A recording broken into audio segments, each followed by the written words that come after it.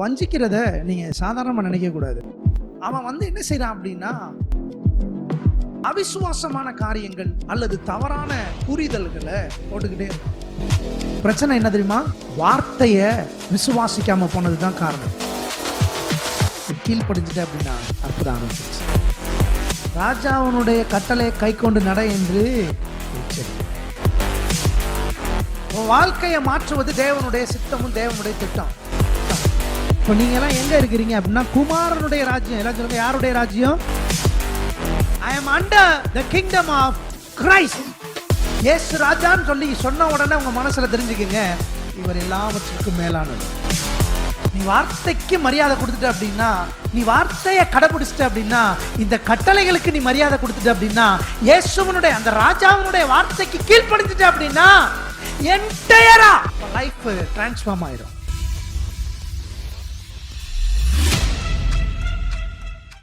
சத்தியத்துக்குள்ள கடந்து போவோம். ஏற்கனவே தியேத்ரா சபையை பற்றி பேசிகிட்டு இருக்கும்போது, பிசாசு நம்மளை ரொம்ப வஞ்சிக்கிறதுல ரொம்ப தீர்மானமாக இருக்கிறான் அப்படின்னு சொல்லி நான் சொல்கிறேன். இந்த வஞ்சிக்கிறத நீங்கள் சாதாரணமாக நினைக்கக்கூடாது. நான் பிள்ளைகளே நான் சொல்கிறேன், தகப்பனுடைய ஸ்தானத்திலேருந்து உங்களுக்கு சொல்கிறேன். நம்முடைய ஆவிக்குரிய வாழ்க்கையில் ஒரு தவறான புரிதல் லைட்டாக, வேதம் சொல்லுகிறது, ஒரு செத்த ஈ. சொல்லுங்க, எப்படி? ஒரு செத்த ஈ பரிமளக்காரன் தைலம் முழுவதையும் என்ன செய்ய பண்ணும்? நார பண்ணும். ஒரு செத்த ஈ நம்முடைய வாழ்க்கையில, நம்முடைய ஆவிக்குரிய வாழ்க்கையை கெடுக்கிறதுக்காகவே சில பச்சைகளை பிசாசு வச்சிருக்கிறான் பாருங்க. அவன் என்ன செய்யறான் அப்படின்னா, அவிசுவாசமான காரியங்கள் அல்லது தவறான புரிதல்களை போட்டுக்கிட்டே இருப்பான். ஒரு நேரம் இல்லை, பல நேரம் இல்லை, போட்டுக்கொண்டே இருப்பான். அவனுடைய வேலையே இதுதான். எப்படியாவது விசுவாச வாழ்க்கையிலிருந்து நம்மளை வெளியே கொண்டு வந்துடணுன்றதுதான். லட்சக்கணக்கான கிறிஸ்தவ மக்கள் வேதனைப்பட்டு அசிங்கப்பட்டுக்கிட்டு இருக்கிறாங்க. காரணம் என்ன நினைக்கிறீங்க? அவங்களாம் ஜெபம் பண்ணாமல் இருக்காங்கன்னு நினைக்கிறீங்களா? அவங்களாம் உபவாசம் பண்ணாமல் இருக்காங்கன்னு நினைக்கிறீங்களா? என்ன பிரச்சனை அவங்களுக்கு? அவங்களுக்கு பிரச்சனை என்ன தெரியுமா? வார்த்தையை விசுவாசிக்காம போனது தான் காரணம். நான் உங்களுக்கு சொல்கிறேன், இந்த சபை இது ஒரு விசுவாச சபை. இங்கே சரீர முயற்சிகளுக்கு இடம் கிடையாது. நீ 40 நாள் உபவாசம் பண்ணு, நீ 30 நாள் உபவாசம் பண்ணு அப்படின்றதுக்கெல்லாம் இங்கே வேலையே கிடையாது. சத்திய வசனத்தை கேட்கும் பொழுதுதான் விசுவாசம் வளர ஆரம்பிக்கும். திரும்பி சொல்கிறேன், விசுவாசம் எப்படி வளரும்? வசனத்தை கேட்கும்போது தான் வளரும். வசனத்தையே கேட்காம, அதான் பாருங்க, ஒருத்தர் என்கிட்ட சொன்னார், நீங்களாம் எப்பயுமே ஒரு சர்ச்சிலே இருப்பீங்கப்பா. எப்படி? நீங்களாம் எப்பயுமே, அவர் பார்த்தீங்கன்னா ரட்சிக்கப்பட்டு பல நாளாக பல சர்ச்சுக்கு போகிறவர். இங்கே இருப்பார், அப்புறம் ஞாயிற்றுக்கிழமை அங்கே ஒரு பிரசங்கியார் வந்திருக்காருன்னு அங்கே போவார், அப்புறம் அங்கே ஒரு பிரசங்கியார் வந்திருக்காரு, புதுசாக மீட்டிங் வச்சுருக்காங்கன்னு அப்புறம் வேற எங்கேயா போவார். இப்படியே சுற்றிக்கிட்டே இருப்பார். நாங்கள் கூட முதல்ல ரட்சிக்கப்பட்ட ஆரம்பத்தில் இப்படி தான் இருக்கும் போல் அப்படின்னு நான் நினச்சா, அப்போவே பாஸ்டர் என்கிட்ட சொல்லிட்டாரு, இங்கே பாரு, ஒழுங்கா வசனத்தை கேட்குறதுக்கு கண்ட இடத்துக்கும் போகாமல் ஒழுங்கா இங்கே நடக்குது. இங்கே என்ன நடக்குது? பைபிள் ஸ்டடி நடக்குது. செவ்வாய்க்கிழமையில் ஃபாஸ்டிங் ப்ரேயர் நடக்குது. இங்கே காலையில் நடக்குது. இங்கே ஞாயிற்றுக்கிழமை ஆராதனை நடக்குது. இங்கே ஆல் நைட் ப்ரேயர் நடக்குது. இங்கே 3 நாள் ஃபாஸ்டிங் ப்ரேயரு டிவியில் நடக்குது. உனக்கு என்ன குறைச்ச? இங்கே வா. அங்கே ஸ்பெஷல் மீட்டிங் போட்டிருக்கேன். இந்த ஸ்பெஷல் மீட்டிங் போன டிக்கெட்டெல்லாம் இப்போ பார்க்குறேன், 30 வருஷம் கழித்து பார்க்குறேன். இந்த ஸ்பெஷல் மீட்டிங் போயிட்டு வந்த டிக்கெட்லாம் எப்படி இருக்குது தெரியுமா? அப்படியே இருக்குது. கண்டதையும் கேட்குறதுக்கு காதை என்ன செய்யாத? வஞ்சனை, பிசாசு வஞ்சிக்கிற விதம். நான் சொல்கிறேன், கவனிங்க, இதெல்லாம் எங்கே ஆரம்பிக்குது தெரியுமா? பிசாசுனுடைய சிறிய வஞ்சனை. நல்லா கவனி. நான் சொன்னேன் போன வாரம், ஆண்டவராகி இயேசு கிறிஸ்து உன் வாழ்க்கையில் ராஜாவாக இருப்பார் அப்படின்னு சொல்லி சொன்னால், உன் வாழ்க்கையில் இயேசு ராஜாவாக மாறிட்டார் அப்படின்னு சொல்லி சொன்னால், நீ ஏழையாக இருக்க முடியாது. கிறிஸ்தவ உலகம் என்ன சொல்லுது? ஏழையாகவே இருக்கணும்னு சொல்லி நினைக்குது. நமக்கு இந்த பூமியில் எதுவுமே கிடையாது. நமக்கு எங்கே தான் இருக்குது? எல்லாமே பரலோகம். ஆகையினால இந்த பூமிக்குரிய காரியம் எதுவுமே வேண்டாம் அப்படின்னு சொல்லி ஒரு முடிவில் இருக்கிறாங்க. ஒரு முடிவில், ரொம்ப ஆக்ரோஷமான முடிவில் இருக்கிறாங்க. எதுவுமே வேணாம், பரலோகம் போய் சேரணும் அப்படின்றதுல ரொம்ப ஆர்வமாகவும் ரொம்ப ஆக்ரோஷமாகவும் இருக்கிறாங்க. அதனால இந்த பூமிக்குரிய காரியங்களை வெறுத்துட்டாங்க. பவுல் சொன்னார் இல்லையா, பூமிக்குரியவைகளை அல்ல மேலானவைகளை, இவங்க மேலானவைகளை தேடுங்கள் அப்படின்னு சொல்லி சொன்னோன்னா புள்ள குட்டி அம்புட்டை விட்டுவிட்டாங்க. எல்லாம் என்ன செய்ய ஆரம்பிச்சிட்டாங்க அப்படின்னா, கவனிங்க, எல்லாம் என்ன செய்யணும், இப்போ பரலோகத்தை நோக்கியே அவங்களுடைய ஜபங்கள்லாம் இருக்குது. வீட்டில் பிள்ளைங்க இருக்குங்க, அதெல்லாம் கவலை இல்லை. வீட்டில் பொம்பளை பிள்ளை இருக்குது, அதெல்லாம் கவலை கிடையாது. இவங்களுடைய நோக்கம், இவங்களுடைய திட்டம், தீர்மானம் எல்லாம் எங்கே தான்? பரலோகம் போயிடணும். தேவப்பிள்ளை நல்லா கவனி, தன் வீட்டை விசாரியாதவன் அவிசுவாசியிலும் எப்படி இருக்கிறான்? நல்லா கவனிங்க, தன் வீட்டை விசாரியாதவன் எப்படி இருக்கிறான்? கட்டின மனைவியையும் பெற்ற பிள்ளைகளையும் பார்க்காம ஆண்டவர் ஆண்டவர்னு சொல்லி திரியிறமே எப்படி இருக்கிறான்? ஊரை ஏமாத்துறான் அப்படின்னு சொல்லி ஆண்டவர் சொல்கிறார். முதல்ல ஊழியம் இல்லை, முதல்ல குடும்பம். எல்லாம் சொல்லுங்க, முதல் என்னது? சத்தமாக சொல்லுங்க, ஆம்பளை யாரெல்லாம் சொல்லுங்க, பிரதர்ஸ்லாம் சொல்லுங்க. முதல் கடவுள் உங்களுக்கு கொடுத்துருக்கிறது எது? குடும்பம். உங்கள் மனைவி முதல்ல, உங்கள் பிள்ளைங்க ரெண்டாவது, தேவன் எல்லாவற்றுக்கும் மேலே. மறந்துடக்கூடாது. மற்றதெல்லாம் அப்புறம்தான், யாராக இருந்தாலும் அப்புறம்தான். தீர்மானம், இந்த குடும்பம் என் குடும்பம், கர்த்தர் எனக்கு கொடுத்துருக்கிற குடும்பம். இதை விசாரிக்காமல் ஊரில் எல்லாத்தையும் விசாரித்து என்ன செய்ய, சோம் பண்ணி என்ன செய்ய, எதுவுமே கிடையாது. இவங்களுடைய முழு எண்ணமும் இந்த பூமியில் வாழ்ந்து அப்படியே என்ன செஞ்சிடணும், இவங்க ஆத்துமாதாயம் பண்ணுவாங்க பாருங்க. இவங்களுக்கு ஒரு மிகப்பெரிய ஆர்வம் இருக்கும் ஆத்துமாதாயம் பண்ணுறதுல. ஆத்தும ஆதாயம் பண்ணால் கூட இந்த தேவனாகிய கர்த்தருடைய சத்தியத்தை முழுவதும் ஜனங்கள்கிட்ட சொல்கிறது கிடையாது. இயேசுவை குறித்து சொல்லப்பட்டிருக்கிறது, கர்த்தருடைய ஆவியானவர் என்மேல் இருக்கிறார், தரித்திரருக்கு சுவிசேஷத்தை பிரசங்கிக்கும்படிக்கு தேவன் என்ன செய்தார்? அபிஷேகம் பண்ண. தரித்திரருக்கு சுவிசேஷம். எல்லாம் சொல்லுங்க, தரித்திரருக்கு சுவிசேஷம். தரித்திரருக்கு சுவிசேஷம். உன் வாழ்க்கையை மாற்றுவது தேவனுடைய சித்தமும் தேவனுடைய திட்டம். உன் வாழ்க்கையை மாற்றுவது தேவனுடைய திட்டம், தீர்மானம். உன் வாழ்க்கையில் இருக்க தரித்திரம் மாறுவது தேவனுடைய திட்டம், தீர்மானம். திருப்பம் எல்லாரும் கொலோசியர் 1 அதிகாரம் 13 வசனம். இருளின் அதிகாரத்தினின்று நம்மை விடுதலையாக்கி தமது அன்பின் குமாரனுடைய ராஜ்யத்திற்கு உட்படுத்தினவருமாயிருக்கிற பிதாவை ஸ்தோத்தரிக்கிறோம். வேற ஒரு ராஜ்யத்திலிருந்து தேவன் நம்ம எங்க கொண்டு வந்துட்டாரு? இப்போ நீங்க எல்லாம் எங்க இருக்கிறீங்க அப்படின்னா, குமாரனுடைய ராஜ்யம். எல்லாம் சொல்லுங்க, யாருடைய ராஜ்யம்? நான் இனிமே போக போறேன் இல்ல, இப்போ நான் இருக்கிறதே யாருடைய ராஜ்யத்துல தான் இருக்கேன். நீங்க எல்லாம் யாருடைய ராஜ்யத்துல இருக்கிறீங்க? எல்லாரும் என்ன சொல்றாங்க அப்படின்னா, இயேசுனுடைய ராஜ்யம் வரப்போகுதுன்னு சொல்றாங்க. இயேசுனுடைய ராஜ்யம் அது வெளிப்படையா வரப்போகுது. ஆனால் தேவனுடைய சத்திய வசனம் போதிக்குது, கவனிங்க, நீங்களும் நானும் யாருடைய ராஜ்யத்துல தான் இருக்கிறோம்? I am under the kingdom of Christ. நான் கிறிஸ்துவினுடைய ராஜ்யத்துக்குள்ள தான் இருக்கிறேன். இப்போ கிறிஸ்துவனுடைய ராஜ்யத்துக்குள்ள இருக்கிறதுனால எனக்கு ராஜாவா யார் இருக்கா? சத்தமா சொல்லுங்க, யார் இருக்கா? உங்க வாழ்க்கையினுடைய ராஜா யாரு? ஒரு நல்ல ராஜா தீமைய தன்னுடைய ஜனங்களுக்கு அனுமதிப்பாரா? இவரு ஏரோது இருக்கிறாரு. ஏரோதே இயேசு பிறப்பை பார்த்து பயப்படுறாரு. இயேசு ராஜான்னு ஒருத்தவர் பிறந்திருக்காரு, யூதருக்கு ராஜா பிறந்திருக்காருன்னு சொன்ன உடனே ஏரோது கூட இருந்த ஜனங்களும் என்ன செய்யறாங்க? கலங்குறாங்க அப்படின்னு சொல்லி மத்தேயுல சொல்லப்பட்டிருக்கு. நல்லா கவனிங்க, ஏரோது ராஜா பல சண்டைகளை போர்களை பார்த்தவர். இப்போ இங்க இந்த குழந்தை இயேசுவை, இந்த குழந்தை இயேசுவை ஃபேஸ் பண்றதுக்கு ஏரோது ராஜாவுக்கும் அவங்க கூட இருந்தவங்களுக்கு ஒரே பெரிய பயம். ஏன் தெரியுமா? இவர் ராஜாக்களுக்கெல்லாம் ராஜா, வானோர் பூதலத்தோர் பூமியின் கீழானோர் யாவருடைய முழங்கால்களும் முடங்கும் நாமம் அது. வானோர் பூதலத்தோர் பூமியின் கீழானோர் யாவருடைய முழங்கால்களும் முடங்கும். இயேசு அப்படின்னா, இயேசு ராஜான்னு சொல்லி சொன்ன உடனே உங்க மனசுல தெரிஞ்சுக்குங்க, இவர் எல்லாவற்றுக்கும் மேலானவர். அவருடைய நாமம் எல்லாத்துக்கும் மேலானது. அவருடைய ராஜ்யத்துக்கு முடிவே இல்லை. அந்த ராஜ்யத்தில் தேவன் உங்களையும் என்னையும் என்ன செஞ்சிருக்கிறாரு? கொண்டு வந்து வச்சுட்டாரு. நல்லா கவனிங்க, இந்த உலகத்தில் மிக சிறந்த ஊர் எது அப்படின்னு சொல்லி சொன்னால் சுவிட்சர்லாண்டு. உலகத்திலே சிறந்த. ஏன் அப்படின்னா, அது ஊரினுடைய அமைப்பு மட்டும் கிடையாது, அந்த ஊரினுடைய தனிநபர் சம்பாத்தியம், தனிநபர் வருமானம் மாதத்துக்கு கிட்டத்தட்ட 10 லட்சம் 15 லட்சம் இருக்குது.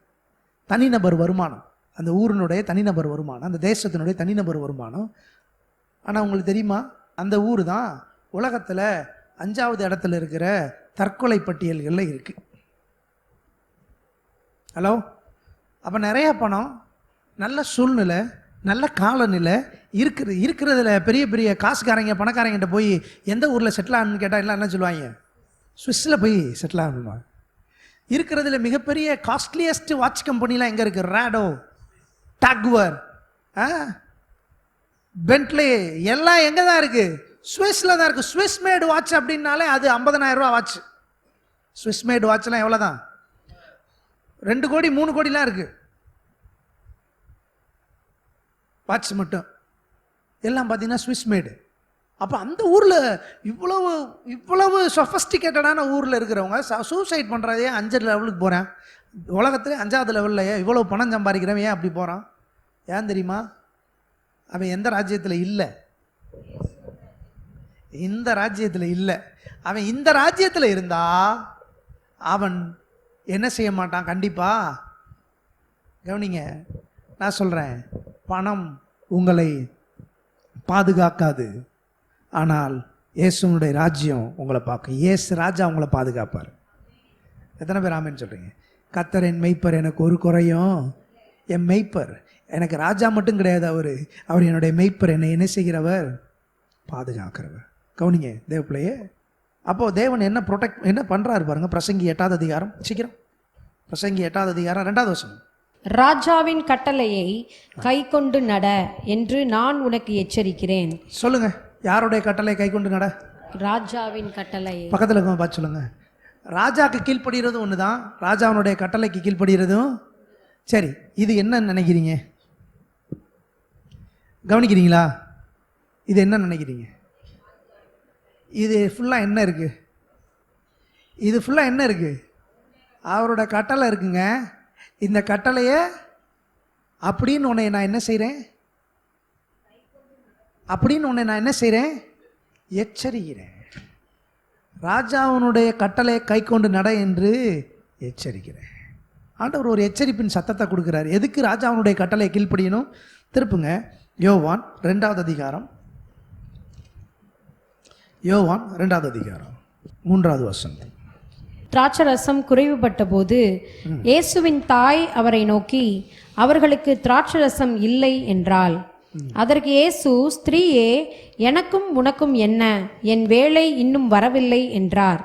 அவருடைய தாய் வேலைக்காரரை நோக்கி, அவர் உங்களுக்கு என்ன சொல்லுகிறாரோ அதின்படி செய்யுங்கள் என்றாள். எல்லாம் சொல்லுங்க, அவர் உங்களுக்கு சொல்லுகிறபடி செய்யுங்கள். அதான் அற்புதம். கவனிக்கிறீங்களா? ராஜாவின் கட்டளை எங்கேயோ அந்த கட்டளைக்கு எச்சரிக்கையாக அதை செயல்படுத்துகிறதுக்கு, அதை கடைப்பிடிக்கிறதுக்கு எச்சரிக்கையாயிருன்னு சொன்ன தேவன் தான் சொல்கிறாரு. இங்கே அவர் உங்களுக்கு என்ன சொல்லுகிறாரோ அதன்படி. மரியாள் அம்மாவுக்கு ஒன்று தெரியும். மரியாள் அம்மா இயேசுவை பெற்றெடுத்த போதே அவங்களுக்கு ஒன்று தெரியும். இந்த தம்பி, இந்த பிறந்திருக்கிற இந்த பிள்ளை, இது ஒரு வித்தியாசமான பிள்ளை. இந்த பிள்ளைக்கு எது ரொம்ப முக்கியம் அப்படின்னா, அந்த பிள்ளை வாயிலிருந்து வர்ற வார்த்தை. அந்த அம்மாவுக்கு ரொம்ப நல்லா தெரியும். 30 வயசு வரைக்கும் இயேசுவை நல்லா அனாலிஸ் பண்ணி அந்த அம்மா ஒன்று கண்டுபிடிச்சி வச்சிருக்கு. தான் வயிற்றுல பெத்த பிள்ளை தான், அந்த பிள்ளைய பற்றி நல்ல அறிவு இருக்கு. என்ன சொல்லுது தெரியுமா அந்த அம்மா? அந்த பையன் வார்த்தையை மட்டும் கவனிச்சுக்க, அந்த சொல்ல மட்டும் கவனிச்சுக்க. ஹலோ, இயேசு லொட லொட லொட லொடன்னு பேசிக்கிட்டு திரிகிறவர் இல்லை. உங்களுக்கு சொல்கிறேன், இயேசு லொட லொடன்னு பேசுகிறவர் இல்லை. இயேசு தெரியும் அவருக்கு, பேசுனா அந்த வார்த்தையில் வல்லம் இருக்குது. சும்மா ஒருத்தன்கிட்ட கையில் துப்பாக்கியை கொடுத்து சும்மா சுட்டு கொடுத்துடுறா அப்படின்னு சொன்னால் என்ன செய்வேன்? சும்மா சுட்டுக்கிட்டே இருந்தால் என்ன ஆகும்? சும்மா அவன் கையில் கன்று கொடுத்தேன் சும்மா சுட்டுக்கிட்டே இருக்கான் அப்படின்னா, ஒருத்தன் கையில் கன்று இருக்குது அப்படின்னா அந்த கன்னுனுடைய பவர் அவனுக்கு தெரியும். அது என்ன செய்யும்னு அதுக்கு தெரியும். எப்போ அதை யூஸ் பண்ணணும்னு அவனுக்கு. அதனால் கன்று எப்பயுமே ஆமாம் சுட்டுருவேன் சுட்டுருவேன் சுட்டுருவேன் அப்படி சொல்லி தெரியும். அவன்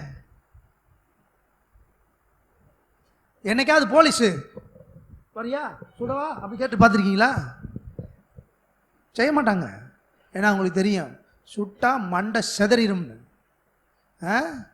அதில் அவ்வளோ வல்லமை இருக்குது. கர்த்தருடைய வார்த்தை அப்படிப்பட்டது. இயேசுவுக்கு ரொம்ப நல்லா தெரியும், என் வாயிலிருந்து வர்ற வார்த்தை, there is a power in my word, cautious, be careful. இதை நீ சும்மா சாதாரண எழுத்துக்கள்னு மட்டும் நினச்சிடாத. எந்த ஆட்டம் பாமை காட்டிலும், எந்த புல்லட்டை காட்டிலும் இது ரொம்ப வல்லமை உள்ள வார்த்தை. இது அனுப்பின காரியமாய் வாய்க்கும், இது விருதாவாய் திரும்பாது. இது என்ன காரியத்துக்கு அனுப்புறேனோ அது அப்படியே நடக்கும். நான் பேசுகிற வார்த்தை அப்படியே நடக்கும். இயேசுக்கு ரொம்ப நல்லா தெரியும். அதனால தான் மரியாள் அம்மா ரொம்ப நேரம் அப்படியே அமைதியாக கவனிச்சுட்டு இந்த வேலைக்காரங்களை கூப்பிட்டு சொல்கிறாங்க, அவர் வார்த்தையை கவனிச்சுக்க, அவர் என்ன சொல்கிறாரோ செஞ்சு. இந்த சிச்சுவேஷனை நீங்கள் உங்கள் மனசுக்குள்ளே கொண்டு வாங்க. அங்கே கிச்சனில் ஒரு பெரிய குழப்பம் நடந்துக்கிட்டு இருக்கு. சாப்பாடில் பயங்கர குழப்பம் நடந்துக்கிட்டு இருக்கு. இப்போது வந்திருக்கவங்கலாம் பெரிய பணக்காரங்க. ஒயின் இல்லை அப்படின்னு சொல்லி சொன்னால் என்ன செய்வான், காரி துப்பிட்டு ஸ்டேட்டஸ் போயிடும், மரியாதை போயிடும். அந்த ஊரில் பணக்காரங்க மத்தியில் வாழ்கிறதுன்றது ரொம்ப பெரிய விஷயம். சொன்ன வார்த்தையை காப்பாற்றணுன்றது அவங்களுக்கு ரொம்ப முக்கியம். சர்வ் பண்ணுறதுல கரெக்டாக இருக்கணும். பாருங்கள் எப்படி இருந்த சிச்சுவேஷனை ஆண்டவர் எப்படி மாற்றுறாரு தெரியுமா? சூழ்நிலையவே தலைகீழாக மாற்றுறாரு. நீ வார்த்தைக்கு மரியாதை கொடுத்த அப்படின்னா, நீ வார்த்தையை மட்டும் மரியாதை கொடுத்துட்ட அப்படின்னு சொல்லி சொன்னால் உன் வாழ்க்கை தலைகீழாக மாறி. நீ வார்த்தைக்கு மரியாதை கொடுத்துட்ட அப்படின்னா, நீ வார்த்தையை கடைபிடிச்சிட்ட அப்படின்னா, இந்த கட்டளைகளுக்கு நீ மரியாதை கொடுத்துட்ட அப்படின்னா, இயேசுவனுடைய அந்த ராஜாவினுடைய வார்த்தைக்கு கீழ்ப்படிஞ்சிட்ட அப்படின்னா, என்டையரா லைஃப் டிரான்ஸ்ஃபார்ம் ஆயிரும். வாழ்க்கை மாறலன்னு நினைக்காத. எனக்கு யாரும் இல்லை பாஸ்டர், அப்பா கிடையாது, அம்மா கிடையாது, நான் அண்ணாத தனியாக இருக்கேன் அப்படிலாம் நினைக்காத. வானத்தையும் பூமியை உண்டாக்கின கர்த்தருடைய வார்த்தை உன் கூடவே இருக்கு. 24 மணி நேரமும் நீ இந்த வார்த்தையை உன் வாயில் வைக்கலாம். பாருங்கள் இயேசு பாருங்கள், அப்படி அவ்வளவு ஒரு பவர்ஃபுல் வீரங்கி மாதிரி அந்த அம்மா பார்த்துக்கிட்டே இருக்கு இயேசுவை. அவர் சொல்கிறாரு, எப்பா அந்த அம்மா போய் கேட்குறாங்க, அப்பையும் கேட்குறாங்க, எப்பா திராட்சரசம் குறைஞ்சி போச்சான், கவனிங்க, திராட்சரசம் குறைஞ்சி போச்சான்ப்பா அப்படின்னு. அவர் என்ன தெரியுமா சொன்னார்? என்ன சொன்னார்? அப்படியாம்மா, நான் வர்றேம்மா, கேட்குறேம்மா. அவர் சொன்னார், என் வேலை வரல. ஏன் அப்படி சொன்னார்? ஏன் வரல? ஏன் அப்படி சொன்னார்? வேலை செய்கிறதுக்கு ஆள் இல்லை. He is waiting for someone. என் வார்த்தையை கேட்டு கீழ்ப்படுகிறதுக்கு ஒரு ஆள் இருந்தால் அற்புதம் நடந்துடும். அதனால தான் சொன்னார், என் வேலை இன்னும் வரல. உன் வாழ்க்கையில் ஏன் இன்னும் அற்புதம் நடக்கலை அப்படின்னு நீ நினச்சிக்கிட்டு இருக்கீங்கன்னா, கர்த்தருடைய ஆவியானவர் உன்கிட்ட பேசுகிறாரு. நீ கீழ்ப்படிஞ்சிட்ட அப்படின்னா அற்புதம் ஆரம்பிச்சிருச்சு, அதிசயம் ஆரம்பிச்சிருச்சு, முன்னேற்றம் ஆரம்பிச்சிருச்சு. அதுதான் உனக்கு, அதுதான் புது வருஷமே. ஆண்டவர் சொல்கிறார், ஏசு சொல்கிறார், இன்னும் என் வேலை. நம்ம என்ன நினச்சிக்கிறோம், ஏப்பா ஏதோ நம்ம ஊரில் சொல்லுவாங்க இல்லை, போத்தா ஓ வேலையை பார்த்துட்டு போத்தா அப்படின்னு சொன்ன மாதிரி நினைக்கக்கூடாது. அப்படி நினைக்கக்கூடாது. ஆண்டவர் சொல்கிறாரு, என் வார்த்தைக்கு கீழ்ப்படுகிற மனிதனை இன்னும் நான் பார்க்கவில்லை. என் வார்த்தைக்கு கீழ்ப்படுகிற மனிதர்களை நான் இன்னும் பார்க்கவில்லை. பார்த்துட்டேன், அடுத்த செகண்டே அற்புதம். சொன்ன மாத்திரத்தில் அந்த அம்மா பார்க்குது. சொல்கிற வார்த்தையை கேட்குறதுக்கு ஆள் தானே வேணும். இந்த ஆள் அனுப்பி விடுறேன், எப்பா இங்கே வா, அவர் சொல்கிறத மட்டும் செய். இப்போ இவங்க வேலைக்காரங்களாம் போய், ஐயா நாங்கள் என்னையா செய்யணும் சொல்லுங்க, ஐயா செய்கிறோம். அற்புதம் எங்கே ஆரம்பிக்குது? சொல்லும் ஆண்டவரே நான் செய்கிறேன். அப்போ அந்த வார்த்தைக்குள்ள ஒரு வல்லமையை தேவன் வைத்து விட்டார். எத்தனை பேர் ஆமென் சொல்றீங்க? கடைசியாக ஒரு சம்பவத்தை வாசிச்சிருவோம், திருப்புங்க. அந்த வார்த்தைக்கு கீழ்ப்படிஞ்சாங்க, அற்புதம். தண்ணி திராட்சரசமா மாறி கொட்டினது. லூக்கா 5:1 பின்பு அவர் கெனசரேத்து கடல் அருகே நின்றபோது திரளான ஜனங்கள் தேவ வசனத்தை கேட்கும்படி அவரிடத்தில் நெருங்கினார்கள். அப்பொழுது கடற்கரையிலே நின்ற 2 படகுகளை கண்டார். மீன்பிடிக்கிறவர்கள் அவைகளை விட்டிறங்கி வலைகளை அலசி கொண்டிருந்தார்கள். அப்பொழுது அந்த படகுகளில் ஒன்றில் ஏறினார். அது சீமோனுடையதாய் இருந்தது. அதை கரையிலிருந்து சற்றே தள்ளும்படி அவனை கேட்டுக்கொண்டு அந்த படவில் உட்கார்ந்து ஜனங்களுக்கு போதகம் பண்ணினார். அவர் போதகம் பண்ணி முடித்த பின்பு சீமோனை நோக்கி, ஆழத்திலே தள்ளி கொண்டு போய் மீன் பிடிக்கும்படி உங்கள் வலைகளை போடுங்கள் என்றார். அதற்கு சீமோன், ஐயரே, முழுவதும் நாங்கள் பிரயாசப்பட்டும் ஒன்றும் அகப்படவில்லை. ஆகிலும் உம்முடைய வார்த்தையின்படியே வலையை போடுகிறேன் என்றான். எதன்படி வலையை போட போறேன்? ராஜாவினுடைய வார்த்தையில கீழ்ப்படிஞ்சா வல்லமை, ராஜாவுடைய வார்த்தைக்கு கீழ்ப்படிஞ்சா மகிமை. இங்கே இயேசு ராஜா ஒரு வார்த்தை சொல்கிறாரு, ஆழத்தில் போய் வலையை போடுப்பா. அவன் சொல்கிறாரு, ஐயா நான் ராத்திரி முழுக்க கஷ்டப்பட்டு மீனை பிடிக்க முடியலையே, ஆனாலும் சொல்லுங்கள் என்னது உம்முடைய வார்த்தை. கீழ்ப்படிதல் எங்கே ஆரம்பிக்கணும்? அவருடைய வார்த்தைக்கு. என்ன நடந்துச்சு தெரியுமா? என்ன நடந்துச்சு? சும்மா இருந்தவனுக்கு உதவி செய்கிறாரு பாருங்க. ஆசீர்வாதத்தில் இவர் போட்டு முழுக போகுது. 6வது வசனம், அந்தபடியே அவர்கள் செய்து தங்கள் வலை கிழிந்து போகத்தக்கதாக மிகுதியான மீன்களை பிடித்தார்கள். எவ்வளவு மீன் பிடிச்சாங்க? படிச்சோம், ஒவ்வொன்றும் 3 குடம் கொள்ளத்தக்க 6 கற்சாடிகள் இல்லையா? ஏராளம் தாராளம். இங்க வலை கிழிந்து போகத்தக்கதாக மிகுதியான. வார்த்தைக்குள்ள அற்புதம் இருக்கா இல்லையா? ராஜாவுடைய வார்த்தைக்கு மரியாதை கொடுத்தா மிகுதி, ஏராளம், தாராளம், புரண்டு ஓடும், ஏராளத்தால் நிரம்பும். வார்த்தைக்கு மரியாதை கொடுத்தா உன் அக்கௌண்ட் நிரம்பும். வார்த்தைக்கு மரியாதை கொடுத்தா உன்னுடைய வலை நிரம்பும். வார்த்தைக்கு மரியாதை கொடுத்தா உன்னுடைய நகைப்பெட்டியில நகை நிரம்பும். வார்த்தைக்கு மரியாதை கொடுத்தா உன்னுடைய வண்டி டீசல் பெட்ரோல் இல்லாம நிக்காது. வார்த்தைக்கு மரியாதை கொடுத்தா உன்னுடைய பர்ஸ் நிரம்பும். எத்தனை பேர் ஆமென் சொல்றீங்க? வார்த்தைக்கு மரியாதை. அடுத்த வசனம், 7வது வசனம். அப்பொழுது மற்ற படவில் இருந்த கூட்டாளிகள் வந்து தங்களுக்கு உதவி செய்யும்படிக்கு சைகை காட்டினார்கள். அவர்கள் வந்து 2 படவுகளும் அமிழத்தக்கதாக நிரப்பினார்கள். வருங்க, நல்லா கவனிங்க. எங்க தோத்து போனாங்களோ அதே இடம்.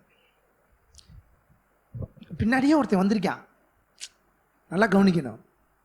சும்மா வரல, நல்லா கவனிச்சுக்கணும். ஏற்கனவே ராத்திரி ஃபுல்லாக கஷ்டப்பட்டாங்க. இப்போ இவன் போட் எடுத்துட்டு கிளம்பவும் இன்னொருத்தனையும் கூப்பிட்டு வரான், இங்க வா, அந்த அவனையும் கூப்பிடு. அவன் மீன் பிடிக்க வரல. யாராவது காலையில் மீன் பிடிப்பாங்களா அந்த ஊரில்? மீன் பிடிக்க மாட்டான். அங்கே ஒருத்தன் கூடையே வந்திருக்கான் பாருங்க, பின்னாடியே போட்டை பின்னாடியே ஃபாலோ பண்ணி வந்திருக்கான். ஏதோ நடக்க போது அப்படி நம்மளும் போய் சிக்கிக்குவான். வந்தா கூட வந்தவனையும் கத்தர் என்ன செஞ்சிட்டாரு? ஹலோ ஆண்டவர், உங்களை மட்டும் ஆசீர்வதிக்க விரும்பலை, உங்கள் மூலமாக யார் யாரெல்லாம் கோயிலுக்கு வர்றாங்களோ அவங்கள எல்லாரையும் ஆசீர்வதிக்க விரும்புகிறேன். ஹலோ, உங்கள் காரு சும்மா வரக்கூடாது. இனிமேல் யாராவது 2 பேர் அள்ளி போட்டு கொண்டாங்க, நீங்கள் மட்டும் வரக்கூடாது. ஏன் தெரியுமா? உன்னதமான ஒரு எண்ணம் இருக்கட்டும். என் படகு நிரம்புறது மாத்திரமில்ல, இந்த இவனும் வெத்து படகாத்தான் இருக்கான், இந்த இவனும் அசிங்கப்பட்டு தான் இருக்கான், இந்த இவனையும் நிரப்பி விடுங்க ஆண்டவரே, இவன் வலையும் நிரம்பட்டும். ஆண்டவருடைய திட்டத்தை பாரு. 2 படகும் அமிழத்தக்கதாக. நீ ஒரு ஆளை கூட்டிகிட்டு கோயிலுக்கு வாயேன், நான் சொல்கிறேன் அற்புதம் எப்படி நடக்குன்னு சொல்கிறேன். அந்த ஃபியூவல் சார்ஜ் ஆண்டவர் உனக்கு கொடுப்பார்.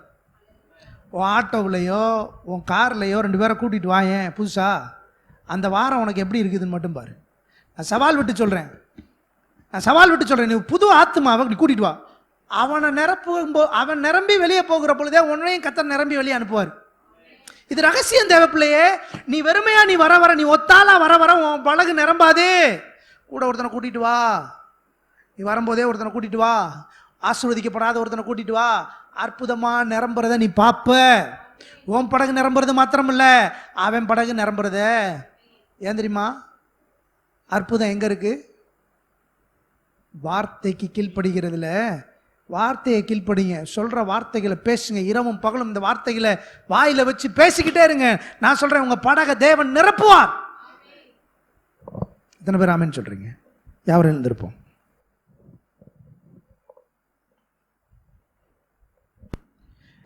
தேவனால் நான் முழுவேன், தேவனால்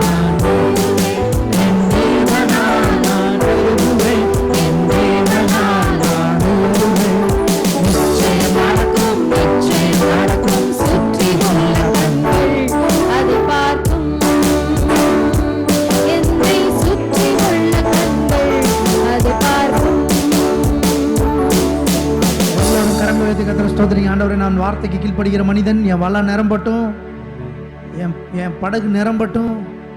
ஆண்டவரே, நான் வார்த்தைக்கு கீழ்ப்படுகிறேன், வார்த்தைக்கு மரியாதை கொடுக்குறேன். சொல்லுங்க ஆண்டவர்கிட்ட. பல புதானடியோடு துதிக்கிறோம். இந்த சபை ராஜாவினுடைய வார்த்தைக்கு மரியாதை கொடுக்குற சபை, வார்த்தைக்கு மாத்திரம் மரியாதை கொடுக்குற சபை. இந்த சபையினுடைய குடும்ப தேவைகள், பொருளாதார தேவைகள், தொழிலில் இருக்க தேவைகள் பாருங்க. அங்க குடும்பத்தில் ஒரு தோல்வியை கானாவூரில் கத்தர் சரி பண்ணார். பேதுருவுக்கு தொழிலில் தோல்வியை கத்தர் சரி பண்ணார். குடும்பத்தில் குறைவையும் இயேசுவால் நிறைவாக்க முடியும். தொழிலில் இருக்கிற குறைவையும் இயேசுவால் நிறைவாக்க முடியும். God is more concentrate about yourself. உங்கள் மேலே தேவன் அதிக அக்கறையுள்ளவராக இருக்கிறார். ஆகையினால் இந்த காலை வேளையிலே கர்த்தருடைய ஆவியானவர் உங்களுக்கு கிருபை செய்வாராக. சொல்லுங்க, ஆண்டவரே உம்முடைய வார்த்தைக்கு மாத்திர மரியாதை கொடுக்கிறேன், மற்றதெல்லாம் ரெண்டாவது தான். இந்த சபையை நீர் ஆசீர்வதியும் தகப்பனே. வார்த்தைக்கு மரியாதை கொடுக்குற இந்த சபையை நீங்க ஆசீர்வதிங்க. தூணுக்கு ஆதாரமாக இருக்கிற இந்த சபை, நற்செய்தி சபையின் மேல் உடைய கிருபை விளங்கும்படிக்கு நான் செபிக்கிறேன். இந்த சபையில இருக்கிற தேவ பிள்ளையினுடைய கையின் பிரயாசங்கள், தொழில் முன்னேற்றம், குடும்பத்தின் குறைவுகள் எல்லாம் இயேசுவின் நாமத்தினால நிறைவாகும்படிக்கு நாங்கள் ஜெபிக்கிறோம். இயற்கைக்கு அப்பாற்பட்ட ரீதியில் புதிய அனுகூலங்கள் உண்டாகட்டும். இந்த சபைக்கு நீர் ராஜா, ஆண்டவரே ராஜாவா இருக்கிறீர், அதற்காக உமக்கு நாங்கள் நன்றி செலுத்துகிறோம். ஆசீர்வதியும், ஆசீர்வதித்து பலப்படுத்தும். இயேசுவின் நாமத்தில் ஜெபிக்கிறோம் ஜீவன் நல்ல பிதாவே, ஆமென். நம்முடைய கர்த்தராகிய இயேசு கிறிஸ்துவினுடைய கிருபை, பிதாவாகிய தேவனுடைய அன்பு, பரிசுத்த ஆவியானவருடைய அன்யோன்யம் நம்ம அனைவரோடும் மீண்டும் என்றும் சதா காலங்கள் இருப்பதாக.